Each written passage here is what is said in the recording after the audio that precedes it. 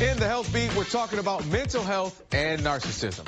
Now, there's a professor at Cal State LA who literally wrote the book on it. She's about to write another. Chris G talked to her about the signs that the person you love is more in love with him or herself than they are you.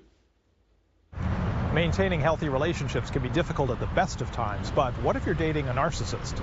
I'm Christopher G. in Los Angeles, and I caught up with Dr. Ramani Durvasula at Cal State LA. She knows a thing or two about narcissists and might even be able to help you spot one before it's too late.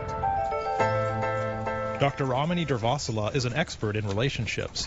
Clinical psychologist, professor, and author, she's written a book called Should I Stay or Should I Go? Surviving a Relationship with a Narcissist. We're talking about somebody who's entitled, really superficial, constantly seeking validation and admiration, really arrogant, often really controlling. Ramani works with people who are in toxic, high-conflict relationships and says narcissism is the new buzzword for the 21st century. As I walk Ramani to her abnormal psychology class, she points out that narcissists can often be very successful people.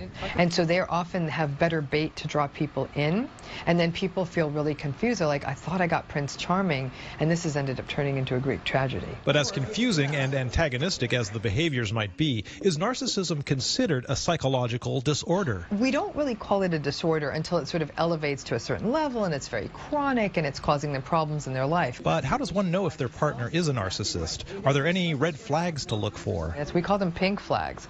There's signs that come up really early in this process, and they're very subtle. You listen to them for a really devoted 40 minutes and you're hanging on every word, and it's time for you to share your story. All of a sudden they're saying, you know, I have ADHD, it's really hard for me to pay attention to somebody else. With all this talk of toxic relationships, I asked Dr. Durvasula how we can approach them without too much cynicism. We put 90% of our effort into our most unhealthy relationships and only put 10% in the relationships that are good for us.